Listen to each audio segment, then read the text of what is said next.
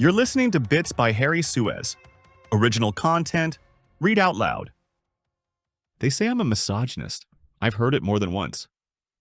And yet, when Trump got elected, I started to understand why that label gets thrown around so freely, and why it says more about the culture than it does about me. What you're about to hear is deliberately provocative. Some arguments are taken to their limits. Some positions are phrased in bad faith, on purpose. But isn't that part of what intellectual honesty sometimes demands? We live in a time allergic to uncomfortable ideas. The public debate has been scrubbed clean of friction. Anything that doesn't fit the dominant narrative is seen as hostile. But strong convictions aren't forged in comfort. They're born in conflict. So here's the deal. This bit makes three things clear. First, the current gender narrative is suffocating. It dominates the conversation, shuts down disagreement, and holds itself with near religious certainty.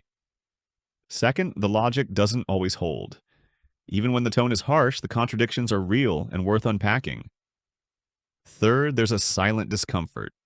Millions of people who want equality, who aren't reactionary, but who feel exiled from the debate.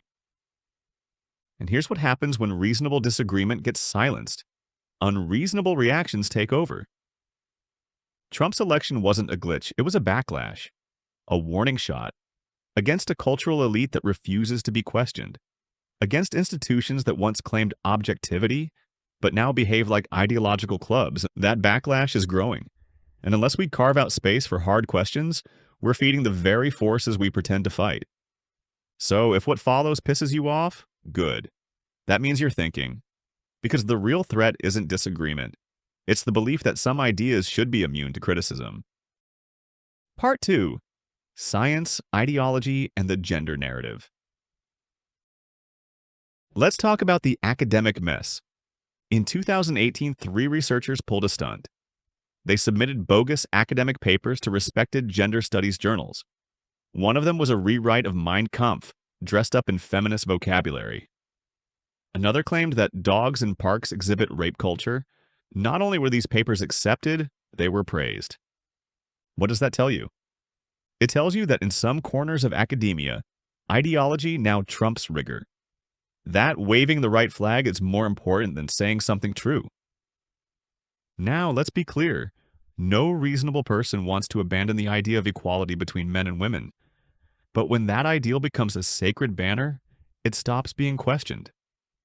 And that's when things go sideways. The dominant narrative says we live in a patriarchal prison, that women are oppressed in every aspect of life, and that this is the single overarching truth, but that version of reality doesn't hold up. And it's not just me saying it. More and more observers, some inside academia, have noticed the same pattern. Gender studies becoming less about studying gender and more about preaching a political truth. We're not talking about science anymore. We're talking about dogma, where facts are dismissed as patriarchal, where disagreeing is dangerous, where the goal isn't to test ideas, but to protect them from challenge. So here's the question. If a field of study systematically avoids disconfirming its own beliefs, can we still call it science? Part 3.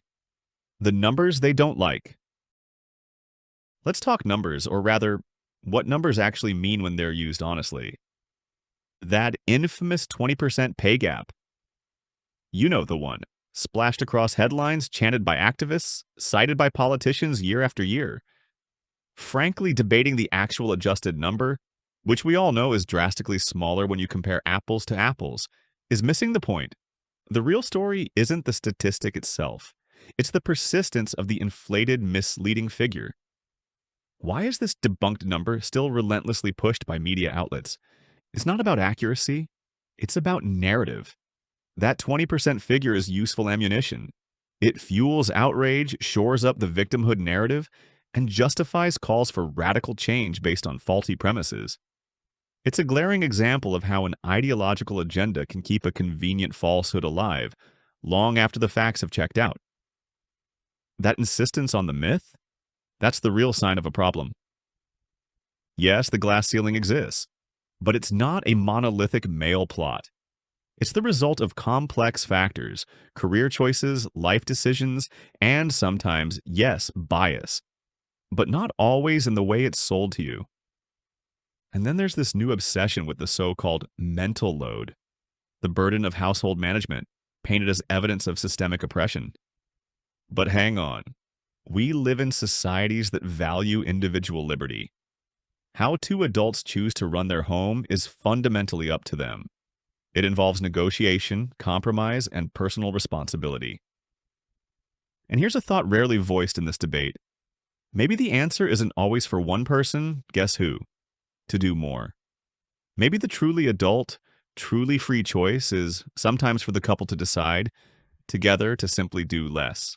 Lower the expectations, accept that the house doesn't need to be perfect. Prioritize peace over Pinterest. Reducing this complex private negotiation to a simplistic narrative of male domination ignores the power of individual choice and the possibility of choosing less burden overall. Here's a radical idea. Maybe grown adults are responsible for their own choices. Maybe couples can figure things out without framing their dynamics as evidence of systemic oppression. Blaming patriarchy by default, it's lazy thinking, and it doesn't empower anyone. Part 4, History, but Selective. Here's something you rarely hear in gender debates. History wasn't a war between men and women. It was a struggle between everyone and survival. The modern feminist narrative often points to the stay-at-home wife, dependent on her husband, as the symbol of patriarchal domination. But that model, it barely existed. And when it did, it was a privilege, one reserved for the Western elite and for a short window of time. For most of human history, men and women worked, side by side, not for emancipation or empowerment, but to survive. Farmers, laborers, servants. They toiled endlessly, not because of gender roles, but because poverty demanded it. And when power did show up, it didn't always flow from man to woman. It flowed from rich to poor, from aristocrat to peasant. Reducing all that suffering to a simple tale of male domination flattens reality into ideology. This kind of narrative erases the shared hardship of humanity and reframes it as a one-sided grievance. And that's not just historically wrong, it's politically dangerous. Part 5, The Progressive Myth. There's another blind spot in the story we tell about women's rights. It's this idea that emancipation was a battle between oppressive men and liberated women. But that's not how it happened. The truth is, progressives, both men and women, fought for those rights. And conservatives, also both men and women, resisted them. Laws were written and passed by men who believed in equality. And guess what? Many women opposed those very laws. They fought against their own enfranchisement. They defended the status quo. So if you want to credit history honestly, you can't erase the men who helped build equality. And you can't absolve the women who tried to block it. This was never a clean gender divide, it was ideological. And pretending otherwise turns real history into propaganda. Part 6. The Motherhood Paradox. Now, here's a question no one wants to ask. If most men are raised by women, how much responsibility do those women bear for the men they raise? Think about it. We're told that men are the problem, violent, toxic, dominant. And we're also told, often in the same breath, that women are the primary caregivers. That they raise the kids, shape the early years, build the emotional foundation. You can't have it both ways. If women are the cornerstone of the home, the ones who educate, nurture, and mold their sons, then how do we explain the male behavior they later condemn?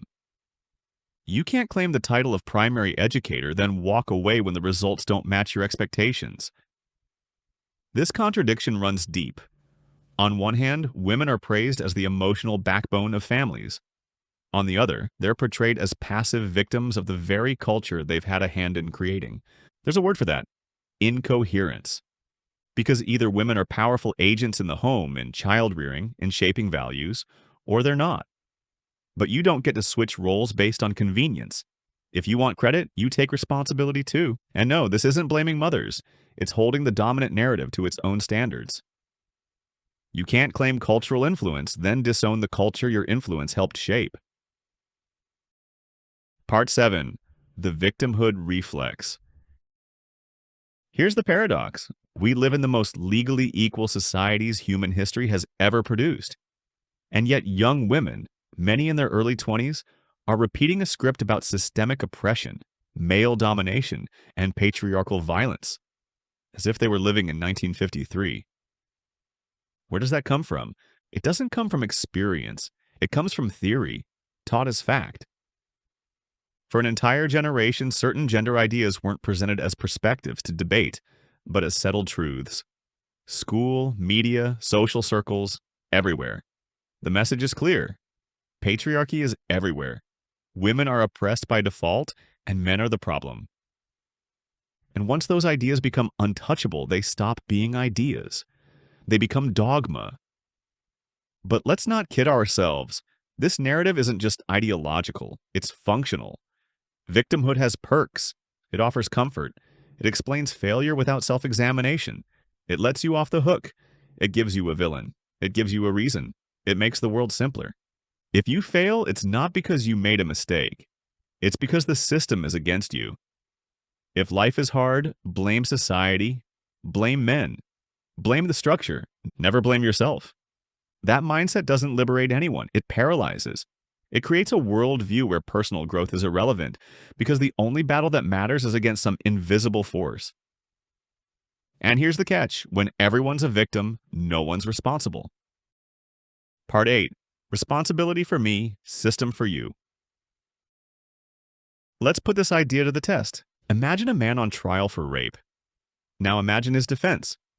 I'm not guilty. I'm a product of rape culture. Society made me this way. Would anyone accept that? Of course not, and rightly so. Because when it comes to serious crimes, we demand full responsibility. No excuses, no cultural loopholes, no ideological shields. You don't get to commit violence and hide behind the system. But here's the problem. That standard only seems to apply in one direction.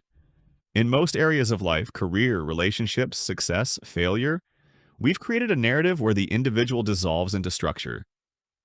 Bad outcome must be oppression. Struggle must be systemic. Lack of achievement? Blame patriarchy or capitalism or men. Responsibility disappears unless you're a man and you've done something terrible. Then it's all on you. This is the double standard. We can't have it both ways. We can't demand full moral agency in one case and deny it in another.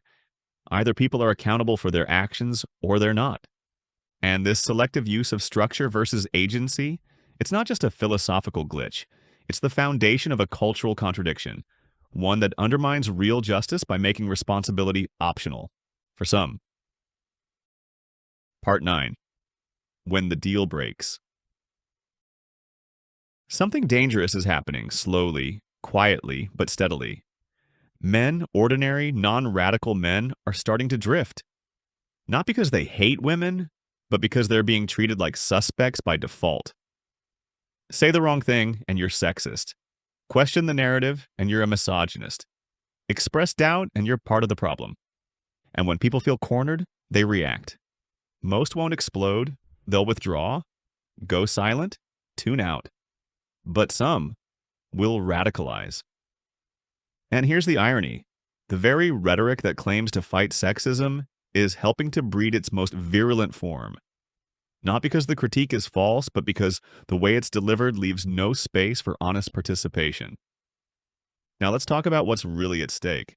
Western society rests on a silent contract, one so basic we barely notice it. It's this. Men who are on average stronger agree not to use that strength to dominate. They don't take what they could take by force. They don't impose their will through violence. Why? Because the system gives them something better. Legitimacy, structure, a role. And in exchange, they accept the rules. That's the deal. It's not natural, it's political. And it only holds if the system offers them a place in return. Now here's what we ignore. The institutions that enforce this contract, police, military, justice, are mostly male. And they're not ideologues. They're not activists. They don't write manifestos. But they do have one thing in common. They're waiting for orders. Their loyalty isn't abstract. It's functional. They serve the system that speaks to them, that respects them. That gives them meaning. And right now, they feel that system turning against them. They feel accused, delegitimized, disposable. They haven't revolted yet, but they're listening, watching, waiting. And all it takes is one voice, one leader, to give them the words they need. Not to overthrow the system, but to reorient it. To tell them, you're not the problem, you're the solution. You're not oppressors, you're the defenders of the real people. And if that happens, if their role, their obedience, their need for order is aligned with their resentment, then they will act, not with rebellion, but with loyalty. Because the machine is still intact, it just needs new code. That's what authoritarianism looks like in the 21st century. Not tanks in the streets, but silent consent from powerful institutions, and all because they were made to feel like enemies inside their own country. That's how democracies rot. That's how they flip. And that's why Trump was never the cause. He was the signal. The answer to a question no one dared to ask. What happens when the guardians of the system lose faith in the people they protect? We're starting to find out. Part 10. What my feed looks like. Let me get personal for a minute. I spend time on Instagram, mostly following literary accounts. That world right now is overwhelmingly female. It's what they call booksta. It's a space where women talk about books, trauma, creativity, identity, and unsurprisingly, it leans heavily feminist. There's a recognizable pattern. Long posts about emotional survival, mental load, gender fatigue. Captions that say, I carry too much. I've been through so much. No one helps me. And in the comments, it's a chorus of affirmation. You're brave. You're strong. You're enough. That's what I see when I scroll through my own feed. But when I swipe to the Explore tab, Instagram's curated suggestions, it's a different planet. There, it's just a stream of women performing. Not talking. Performing. Half naked, posing, pouting, dancing, turning themselves into commodities. Video after video, the same archetype. Look at me, desire me, validate me. Not intellectually, visually. And here's where it gets incoherent. We're told that women are not here to be looked at, that society objectifies them, that this gaze is oppressive. And yet, over and over, I see women freely choosing to create content that demands to be looked at, to be liked, to be consumed. No one is forcing them. No one's holding a gun. These are not oppressed prisoners. These are free individuals making conscious choices, often very effective ones. And when someone points out the contradiction, the response is always the same. It's still the patriarchy. Women have been conditioned. This is how they reclaim their power. I'm sorry, but that's a pile of bullshit. You can't say you're empowered and programmed. You can't claim full agency and deny responsibility. If you choose to monetize your body, own it. Say it clearly. This is what I'm doing. This is the attention I want, and I accept what comes with it. That would be honest, but don't turn around and play the victim of a system you're actively feeding. That's not feminism. That's opportunism dressed in theory. We tell men they're responsible for everything they do. We need to start telling women the same. Part 11. The power no one talks about. Let's address something no one dares to name. In Western society today, women hold power. Not all power. Not the entirety of it. But the real power. The one that shapes how everyone else is allowed to speak, think, and act. It's not about CEOs or generals. It's about narrative. Who gets to define the story? Who gets to be heard? Who gets to be believed? In media, in politics, in corporate communication, in schools, even at home, there is one dominant emotional and ideological reference: the female perspective. It's the woman who sets the tone of legitimacy. It's the woman who defines what counts as care, as violence, as trauma. It's the woman who decides what kind of masculinity is acceptable and what kind must be destroyed. And that's not a marginal influence, that's structural power. Because the ultimate form of authority isn't force, it's framing. It's the ability to say, inside this frame, you're free. And to declare anything outside it as dangerous, toxic, or invalid. That's where gender theory comes back in. Because the power I'm describing isn't individual, it's ideological. It's a shared worldview born in universities, raised in media, and now embedded everywhere from HR policies to Netflix scripts. And no, that doesn't mean women never suffer. Of course they do. So do men. But let's stop pretending this is still a world built against women. It's not. It's a world that now orbits their pain, their memory, their glory, their survival. They are the heroes of the official narrative, both victorious and victimized. Warriors of resilience and eternal daughters of collective trauma. And everyone else must applaud. What makes this power so effective is that it hides behind a moral shield. Criticize it, and you're cruel. Question it, and you're sexist. Disagree, and you're out. That's the game. And the men who sense it, who feel the imbalance, they can't challenge it with society. They can only challenge it against society, which is exactly why they retreat, lash out, or disappear. And no, that doesn't excuse anything, but it explains a lot. Part 12, Back to Truth or Forward into Ruin. Here's the choice. We either double down on ideology, chasing moral purity, silencing dissent, flattening complexity into slogans, or we do the hard thing. We return to truth, to intellectual rigor, to standards that apply equally to everyone, regardless of which side they claim to be on. We stop pretending that personal failures are always systemic. We stop excusing incoherence as lived experience. We stop letting ideology disguise itself as science. And above all, we stop making certain questions untouchable. Because when a society declares entire ideas off limits, it doesn't become more just. It becomes brittle. And sooner or later, it breaks. This isn't a plea for men's rights. It's a demand for intellectual honesty. This isn't anti-feminist. It's anti-bullshit. We need to restore a basic idea. You are responsible for your actions, not your gender, not your group, not your assigned narrative. And if that sounds threatening, maybe it's because it challenges the one thing today's dominant discourse refuses to give up: control. The fight for justice only matters if it's built on truth. The goal is still equality, the real kind. The kind that frees both women and men. But that kind of equality won't grow if it's built on quicksand. And right now the ground feels soft. Equality won't grow if it's built on quicksand. And right now the ground feels soft. That was today's bit. See you in the next one.